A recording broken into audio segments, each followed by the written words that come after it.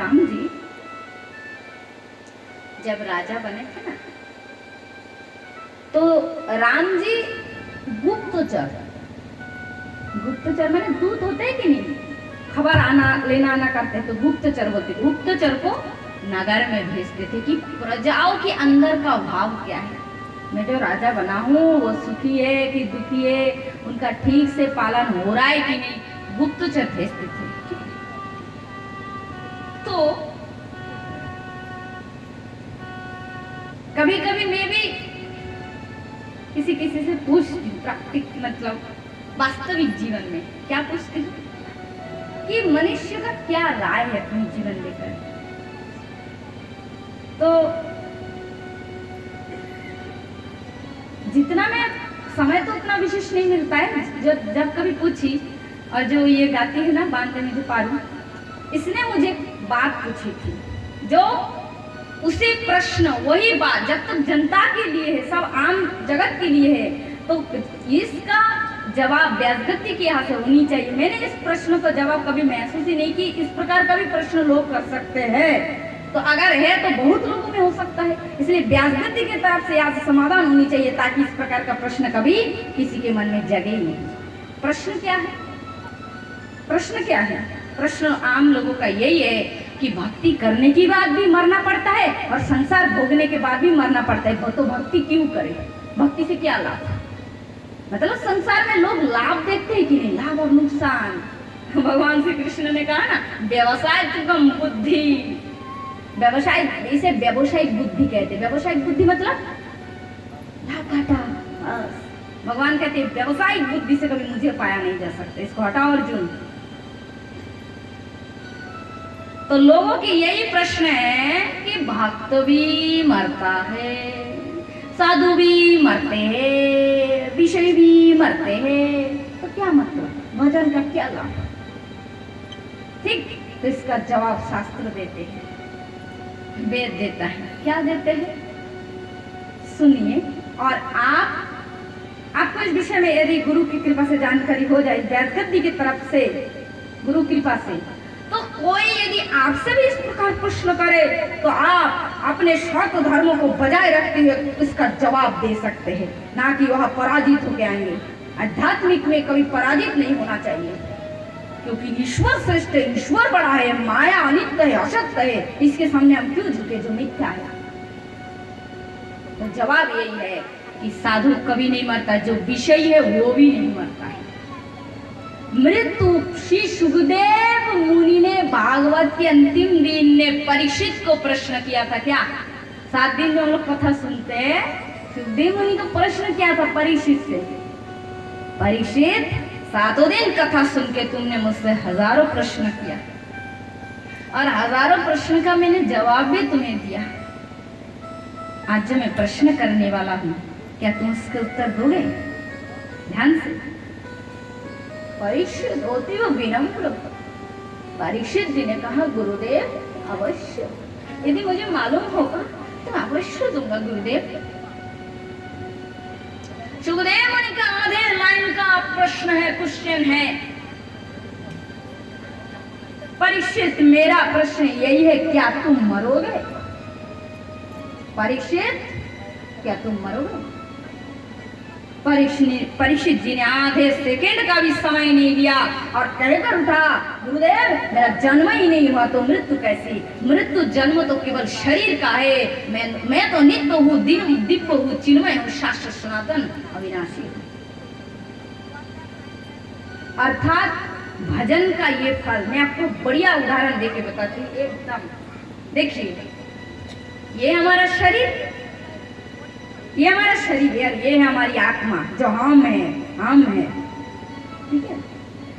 भजन यदि ना करोगे, बहिर्मुख अंतर्मुख 2 चीज है। मन संसारी चीजों में जब घूमता फिरता रहता है, काम धंधा, पुत्र स्त्री, धन, समाज, अच्छा बुरा भलो मंदो जो बोलता है, तब मन इसे कहते हैं बहिर्मुखिता। मन शरीर का आश्रय लेकर बाहर के विषयों में डूबा रहता है, इसे कहते हैं बहिर्मुखिता, ठीक है। मन विषय को मिथ्या जानकर अनित्य जानकारी से अटैचमेंट मन त्याग करके मन अंतर्मुखी हो जाता है, ईश्वर का स्वरूप का ध्यान करता है। किसका? ईश्वर का। नाम हो, कथा हो, जो भी मतलब भगवान संबंधी हो, कथा हो, नाम हो, रूप हो, लीला हो, रूप हो, इसका ध्यान करते, इसका कीर्तन करते, बार बार सत्संग करते, बार बार क्यों? पहले बार ही एकदम आंख बंद करके मुरली वाली बांसुरी मुरली बजाते हुए दर्शन होगा, असंभव। स्कूल में पहले दिन ही गए और फर्स्ट डिवीजन हमको मार्क मिल गया, हो सकता है? अभी तो भैया तुमको अभ्यास करना है ABC आ का ख। पहले दिन में हमको कहा डिग्री का सिग्नेचर वाला वो मिल जाएगा। तो पहले नंबर भक्ति यही है, रियाज। क्या रियाज? बारंबार सत्संगो, बारंबार क्लीन सफाई, मन में बहु जन्मों का मैला इस मल हृदय में पड़ा है, एक जन्म नहीं की बहु जन्मों का मैला। पहले सत्संग के द्वारा उसकी सफाई चलेगा और मन जब शुद्ध होगा तो विशुद्ध मन से कृष्ण नाम जीव तब ग्रहण करता है, हरे कृष्ण नाम। और नाम करते करते करते करते करते जब इसमें मन लग जाता है तो एक है शरीर बाहर का हो गया था, मैं अंदर की बोल रहा, अंतर्मुखी की। तो मन क्या होगा? आत्म स्वरूप में स्वरूप दर्शन होगा, उस आत्म स्वरूप में मन स्थित होंगे। जब आत्म स्वरूप में मन स्थित होता है, स्थित की जरूरत नहीं, खाली दर्शन हो जाएगा आत्मा की। आत्मा माने स्वरूप, दिव्य देह। आत्मा माने ये नहीं कि आत्मा लोग कहते आत्मा माने तो भूत, ये सब अज्ञान है। आत्मा परमात्मा का अंश है, दिव्य है, नित्य है, चिन्मय है, सच्चिदानंदमय है। दिन भर असत्संग करते उसी अनुसार, जैसे भूत पकड़ने से हा करते हैं। माया में पड़े हुए प्रत्येक मनुष्य के प्रकार का भूत है। एक भूत पकड़ने से मनुष्य की स्वभाव आचरण कितना विपरीत होता है, और 6 भूत एक मनुष्य को पकड़ के रखा है, वो सीधा कैसे रह सकता है? इसीलिए भगवान कहते हैं एवं बुद्धे परं बुद्धे संग ब्रह्मात्मना। अर्जुन, ज्ञान के तलवार से समस्त अज्ञान को कट करके केले के पेड़ की तरह काट डाल और अनुभव कर कि तू दिव्य नित्य है, चिन्मय है। बस देह का मन के संग संबंध त्याग करना सत्संग के द्वारा। सावधान, ऐसे नहीं होगा। नाम के आश्रय से, सत्संग के आश्रय से जब हम संसारी विषय की जो आहार, मन को खुराक दिया जाता है, मन खुराक संसार, मन को संसारी खुराक देना बंद करके सत्संग का खुराक देना पड़ेगा। बोलो राधे। मन शुद्ध होकर आत्मा दर्शन करा देंगे। आप जब मन आत्मा में स्थित हो जाएगा तो अंदर से सब कह देगा कि तू शरीर नहीं है, ए देख बार बार आएगा आपके आंखों के सामने दर्शन देगा। तू साक्षात जब दर्शन हो जाएगा, ये शरीर के प्रति इतना दिन जो मैं कहकर एक भाव था, वो भाव सदा के लिए नष्ट हो जाएगा। और दिव्य रूप में जब मैं ये हूँ, मैं तो दिव्य तो अजन्मा हूँ, इतना दिन मैं वहम में था, इस शरीर को मैं कहकर इसके सुख में सुखी, इसके दुख में दुखी हो रहा था, अज्ञान के वक्त। यही सत्संग का फल है कि भक्त दिव्य देह मृत्यु के पहले प्राप्त करते, और साधु को कभी मृत्यु के समय जोमराज तो क्या मृत्यु का कष्ट भी नहीं होता है। संतों को मृत्यु के समय कोई कष्ट नहीं होता है, आराम से, जैसे बट का पत्ता, आम का पत्ता पक के धीरे से आराम से झड़ जाता है कि नहीं, और एकदम कच्चा पत्ता खींच के गिरना, यमराज उसे खींच के लेते हैं। जो संसार विषय में रहते हैं जीवों की आत्मा को, प्राण को, जीव देह को, क्यों आप कहेंगे क्यों खींच के लेते हैं? बूढ़ा होने के बाद भी ऐसे खींच के निकलता है, क्यों पता है? क्योंकि मन इस संसार का विषय भोग के लिए बहुत और बहुत आशा इच्छा रह जाते हैं। शरीर अच्छा रहे, स्वस्थ रहूं, अभी भी और संसार करूं, खाओ पियो, विषय का भोग करूं, यही आशा रह जाता है। और इस आशा को लेकर अनिच्छा पूर्वक प्राण को, देह को त्याग करना पड़ता है, इसलिए बहुत कष्ट होता है, मृत्यु के समय पीड़ा होती है। और साधु का तो पहले से ही संसार छूट जाता है, साधु तो पहले से संसार का त्याग हो जाता है मन से उसका, क्योंकि वो जानता है कि मैं तो दिव्य नित्य चिन्मय हूँ। जान के देख के उसी रूप में स्थित हो जाता है। फिर क्या? जिस प्रकार सांप अपना कैचला बदलता है कि नहीं सांप, उसी प्रकार इस शरीर को छोड़ के वो नित्य धाम प्रस्थान करते हैं। इसीलिए और एक चीज, भजन नहीं करेंगे, भक्ति नहीं करेंगे, आध्यात्मिक चीजों से नहीं जुड़ेंगे तो बार बार 84 लाख योनि में आना पड़ेगा। बार बार पुनरपि जननम पुनरपि मरणम पुनरपि जननी जठरे शयनम भजो गोविंद भजो गोविंद भजो गोविंद। मूढ़मति, मूर्ख बुद्धि अभी भी समय है तो ईश्वर का भजन कर। इसलिए जरूरी नहीं कि हर बार मनुष्य शरीर ही मिलेगा, जरूरी नहीं कि मनुष्य शरीर मिलेंगे, खाए पिएंगे, संसार भोग करेंगे, जरूरी नहीं है। एक बार द्वारिका में भगवान श्री कृष्ण प्रसाद पा रहे थे। क्या कर रहे थे? प्रसाद पाते पाते अकस्मात भगवान श्री कृष्ण थोड़ा हंस पड़े, मुस्कुराए। हंस पड़े तो रुक्मणी मैया को आश्चर्य, प्रभु इस प्रकार आप अकस्मात हंस पड़े? क्योंकि बिना कारण से तो इस प्रकार आप हंसते नहीं, क्या प्रसाद में किसी प्रकार की त्रुटि हो गई प्रभु? भगवान कहते नहीं नहीं नहीं, बोले नहीं प्रभु कुछ तो बात है, आप इस प्रकार तो कभी हंसते नहीं हैं। तो भगवान श्री कृष्ण कहते हैं कि देवी रुक्मणी तुम इस चीटी को देख रही हो? चीटी? बोले हाँ। पता है ये चीटी कौन है? ये कौन है? बोले ये स्वर्ग का इंद्र है, 21 बार स्वर्ग का राजा इंद्र बन चुका है, परंतु कर्म का प्रबल शक्ति को देखिए, कर्म का परिणाम देखिए। आप देखो चेता बनकर एक गुड़ के लालसा में इधर उधर भाग रहे हैं। बोलो राधे।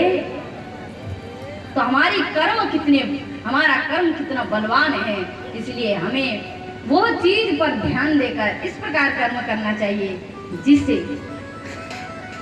हमें भगवत चरणों का प्राप्ति हो, ईश्वर की चरणों की भक्ति प्राप्त हो। शरीर में संसार माँ के गर्भ से जन्म लेता है। शरीर की केवल 3 ही गति होती है, जला दोगे तो 2 मुट्ठा राख बन जाएगी, फेंक दोगे तो सियार कुत्ते का आहार बन जाएगा, और मिट्टी में गाड़ दोगे तो कीड़ा बन जाएगा। शरीर कभी भगवान के धाम जाता नहीं। शरीर यहाँ से पैदा हुआ यही रह जाएगा। भगवान के जो नित्य चिन्मय दास है, स्वरूप है, वही केवल भगवान के धाम जाता है। इसीलिए चैतन्य महाप्रभु ने कहा वैष्णवेर देहु को प्राकृतो नय अप्राकृतो देह भक्त चिदानंदमय। दीक्षा काले भक्त करे आत्मसमर्पण तत्काले करी तारे आमी निज आत्मसम। दिव्य देह दिया करी चिदानंदमय अप्राकृतो देह भक्ते गोविंद।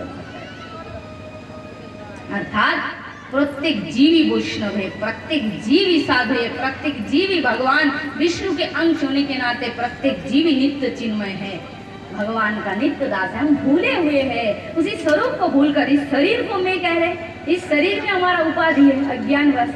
हम कह रहे हम सेठ है, हम मालिक है, हम राजा है, हम संत है, हम व्यास वक्ता है, हम महाराज जी है, किशोरी जी है, देवी जी, ये सब केवल बाहर की परिचय है, वास्तविक परिचय नहीं है।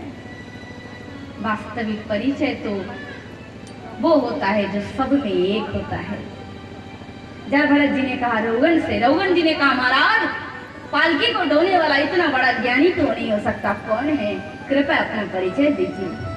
तो जय भरत जी रघुगण से कहते हैं राजन तुम्हारा मुझसे प्रश्न ये दूसरा गलती है कि आप कौन हो। तुम जो हो वही मैं हूँ, मैं जो हूँ वही तुम हो, तुम में और हम में कोई भेद नहीं।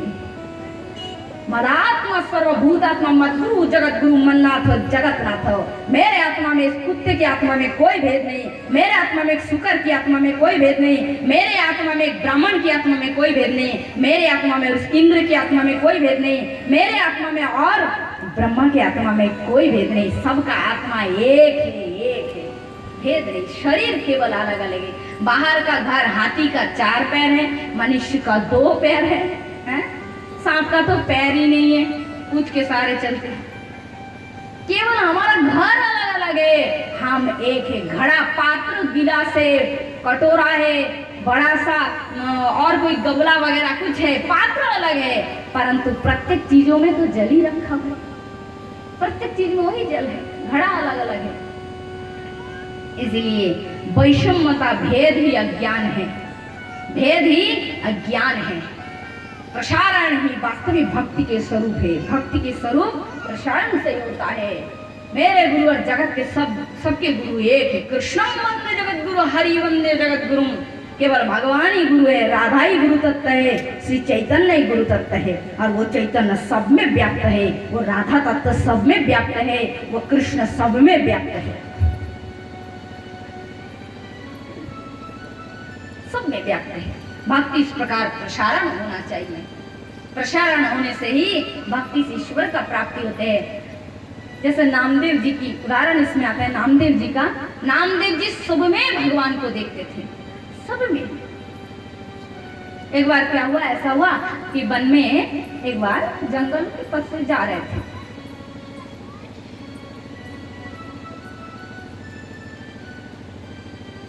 क्या हुआ, भूख लग गई। भूख तो लगेंगे, शरीर जब तक है ना। भूख लग गया तो क्या किया, थोड़ा सा अपने पास तो झोली में आटा था, उन्होंने पानी से गूंथ लिए, लकड़ियों को, सूखे लकड़ी को इकट्ठे किए, उसमें आग जलाई, बढ़िया गरम गरम रोटी बना लिए। अब रोटी तो हो गया बनाना। अब रोटी और घी था पास, घी के कटोरा, रोटी छोड़कर बोले थोड़ा जल लेके आते हैं, क्योंकि भोजन में जल भी तो चाहिए होता है ना। जल लाने गए, पास ही जल था, एकदम पास ही, एक सरोवर देख के ही रुके थे, क्योंकि भोजन जब तक करना है। जल लाने के लिए गए तो आकर देखा कि कुत्ता जो है, कुत्ता एक रोटी लेके भाग रहा है।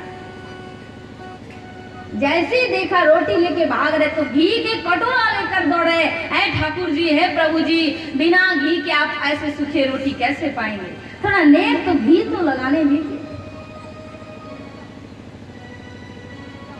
एक बार एकादशी का जागरण किए तो एक था कूप, सबको प्यास लगे और उस कूप में प्रेत था। कोई जाना नहीं चाह रहा था। सबने नामदेव जी का, महाराज आप जाइए। गए नामदेव जी जल लाने, रात 2 बजे।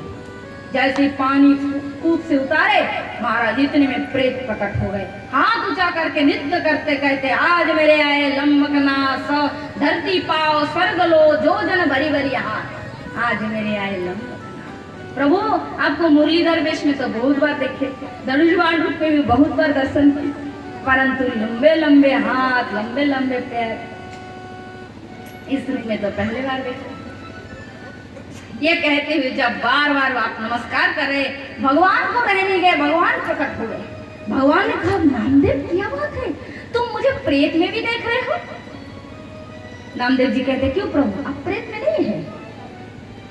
आप प्रेत में नहीं है? बोले हाँ, मैं सर्वभूत व्याप्त हूँ, सब में हूँ। बोले प्रभु, और आप है, मैंने देख लिया, बस। आप होते, मैं ना देखता तो अलग बात, आप तो है ही ना। भगवान ने कहा, तुम धन्य हो, सर्वभूत। एक बार तो आग लग गई उनके घर में, अग्नि लग गए तो कह रहे, ओ ठाकुर जी अग्नि रूप में आज हमारे गृह में आए। रसोई घर से सब आटे की टिप्पा और दाल के टिप्पा सब उठा उठा ला रहे और उस अग्नि में डाल दिए। प्रभु जी आज आप हमारे घर आए हैं, आपको यहाँ से चलते चलते रसोई घर तक जाना पड़ेगा, कितना कष्ट उठाना पड़ेगा। आए हैं अतिथि रूप में, लाइए प्रसाद पाइए। आटे चावल सब अग्नि में डाल दिए। द्वारिका में भगवान श्री कृष्ण व्याकुल हो गए इनकी विशुद्ध भाव को देखकर। भगवान ने कहा, देवी रुक्मिणी, आज मुझे भक्त के पास जाना पड़ेगा। रुक्मिणी माँ ने कही, प्रभु प्रत्येक बार आप ही जाते हो अपने भक्त को दर्शन देने, मुझे कभी नहीं लेते हैं। प्रभु एक बार कृपा करके भी मुझे भी ले।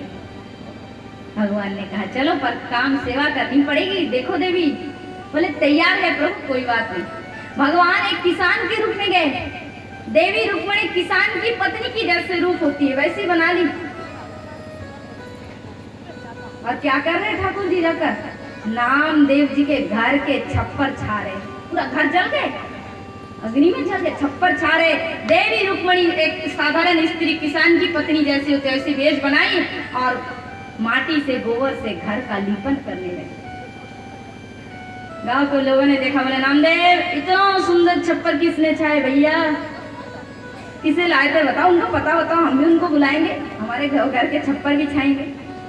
नामदेव जी ने कहा अगर ऐसे छप्पर छाने वालों को लाना चाहते हो ना तो उसके पहले अपने घर में आग तो जलाओ। बोला राधे, अर्थात घर में आग जला मतलब क्या है, अपनी जीवन की विषय के प्रति जो मन का जो चाह है उसमें अग्नि तो जलाओ, तो खुद आएंगे भगवान तुम्हारे मन को घर पे सजाने के लिए। वो आएगा तब। भगवान कृष्ण ने अर्जुन से कह देना, अर्जुन देखो उद्धव से जो दो मुझे घुमाए फिराए बात अच्छा नहीं लगता है, मैं दो टूक की बात करूंगा। बोलो सीधा बात यही है कि उद्धव दो टूक बात करनी है मुझे। क्या दो टूक? बोले सुनो उद्धव भैया, मुझे पाने का उपाय पूछ रहे हो ना तुम, तो मुझे पाने का एक ही उपाय है, नहीं तो संसार को रखो मन में, नहीं तो मुझे रखो। मुझे रखोगे तो संसार नहीं आ सकता, और संसार आ गया तो मैं नहीं रह सकता। एक म्यान में दो तलवार नहीं रह सकती, अगर रखोगे नहीं तो म्यान टूटेगी, नहीं तो तलवार फटेगा। जहाँ काम तहाँ राम नहीं, जहाँ राम नहीं काम तुलसी दल के रही सके रवि रजनी एक ठाम। एक ही समय में प्रकाश और अंधकार नहीं रह सकता। इसीलिए तो कहेंगे कि संसार छोड़ दे, घर द्वार छोड़ दे, नहीं, इसकी व्याख्या मैंने प्रत्येक दिन की है। भगवान श्री कृष्ण ने कहा श्रीमद् भगवद गीता संन्यासम कर्मणाम, है अर्जुन संसार में भगवान श्री कृष्ण कहते हैं कि संसारी सन्यासियों का वेश बनाकर कमंडलू लेके घर द्वार छोड़ के वन वन घूमने वाले जो सन्यासी लोग कहते हैं, मेरे नजर में वो मेरी व्यक्तिगत भगवान कहते हैं मेरी नजर में वो सन्यासी नहीं, वो सन्यासी है, किंतु मैं केवल उसे ही सन्यासी नहीं कहता हूं। तो किसे कहते हैं?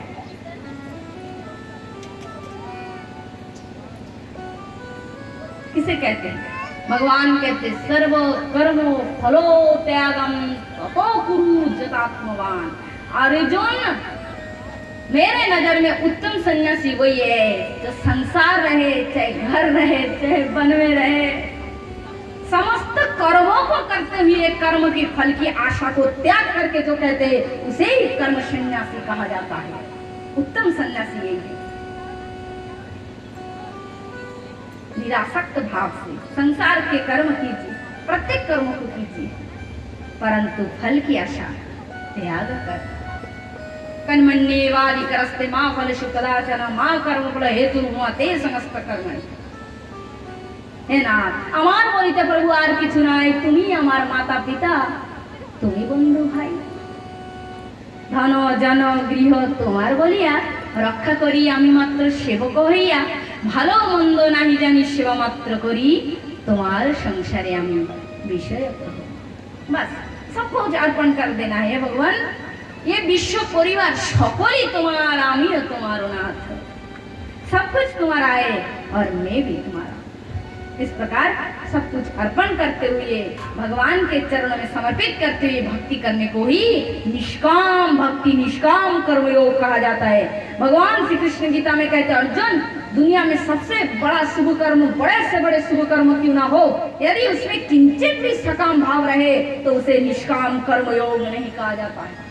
निष्काम कर्मयोग एक झाड़ूदार का कर्म भी बन सकता है, एक जो नाली सफा करने वाले भूंगी के कर्म भी निष्काम कर्म योग बन सकता है। कब? जब उसे ईश्वर के चरणों में सौंपा जाता है। मुझे किंचित मात्र फल की आशा नहीं है ना, हे प्रभु मैं जो भी कर्म कर रहा हूँ केवल आपका कर्म करता हूँ, मैं आपका दास। ये विश्वानंद यज्ञामार निमंतो धन्य हलो मानव जनम। ये विश्व एक आनंद यज्ञ है, जैसे नाम यज्ञ में हम लोग सेवा लेते हैं, लेते हैं कि नहीं, कोई जलपान कराते हैं, कोई चरण धुलाते हैं, तो उसी प्रकार प्रत्येक संसार में एक इंजीनियर का कर्म हो, एक मंत्री का काम हो, एक झाड़ूदार का कर्म हो, प्रत्येक कर्म ईश्वर का कर्म है। इसलिए भगवान के चरण में कर्म को अर्पित करते हुए जब उस कर्म को अति विनम्र भगवत सेवा भाव लेकर करते हैं तो वही विशुद्ध कर्म भगवत कर्म, उसे निष्काम कर्म योग कहा जाता है। और इसी से जीव कर्म के फल शुभ अशुभ फल से मुक्त होकर ईश्वर की प्राप्ति कर लेते हैं। भागवत की कथा भी हो, कोई भी कर्म हो, कितने भी ज्ञान यज्ञ हो, यदि हमारा टारगेट धन ही हो, भोग ही हो, मान सम्मान, हमें सम्मान करे, जनता हमें माने, कोई भी भुक्ति मुक्ति आदि वांछा गोदी मने लय साधन करिलेও प्रेम उत्पन्न न হয়।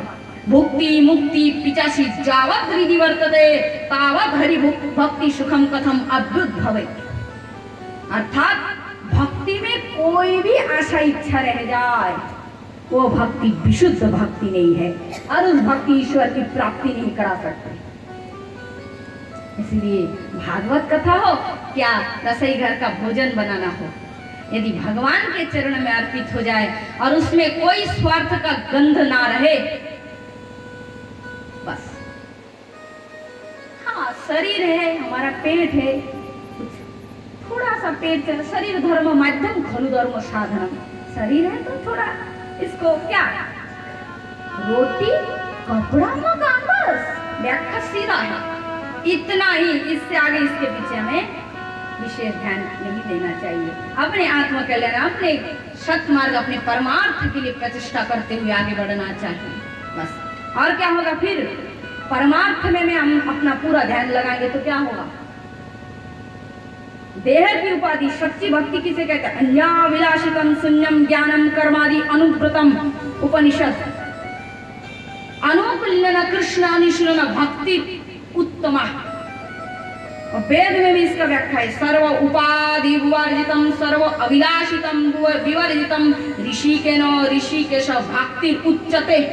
उत्तम भक्ति किसे कहती है, जिस भक्ति में भगवान के संग कोई आशा ना रहे, कोई आशा, भगवान मुझे धन दो, जन दो, मान दो, सम्मान दो, देह सुख दो, ना कुछ भी नहीं। इस प्रकार केवल राधा के भाव जैसे गोपियों के भाव क्या, हे प्रभु तत् सुखी सुखितम, हम तो केवल आपका सुख चाहते, हमारे कृष्ण सुखी रहे, ऐसा भाव लेकर भक्ति करने को ही गोपी भाव कहा जाता है, गोपी प्रेम। और इसी प्रेम से जीव कृतकृत्यता लाभ कर सकता है, क्योंकि जब भगवान की सुख आप चाहोगे ना, इस प्रेम का नियम एक्चुअली हम लोग इतने दिन में जो आलोचना किए हैं गोपी भाव का प्रेम का विशेष भागवत जी में हम लोग जितना व्याख्या भी करते हैं, रामकथा में नहीं हुआ है ना, तो एक दिन इसके विषय में भी चर्चा करेंगे।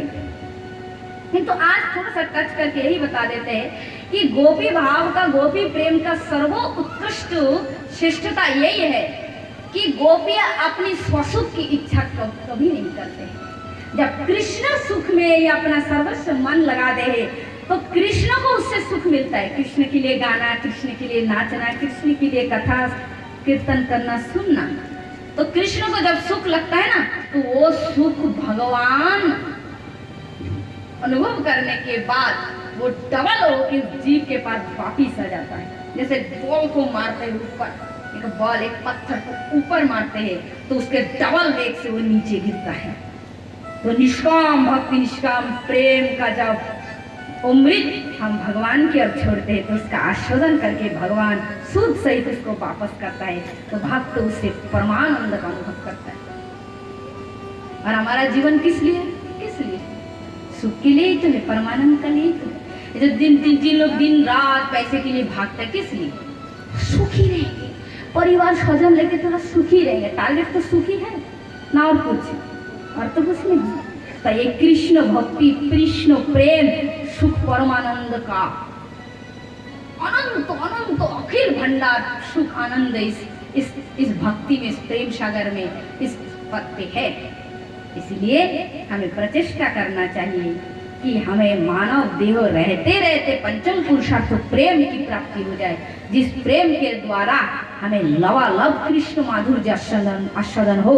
गोपी देव में रहकर कृष्ण दासी ललिता विशाखा के समान गोपी स्वरूप दिव्य देह प्राप्त करके नित्य लीला में ऐड हो जाए, युक्त हो जाए, युक्त हो जाए और कृष्ण का बन के दिव्य देह में सेवा करे। शरीर जब जाना होगा, यही शरीर यहाँ का यहाँ रह जाएगा, तो आइए एक भजन का आनंद लेते हैं, फिर आज की कथा में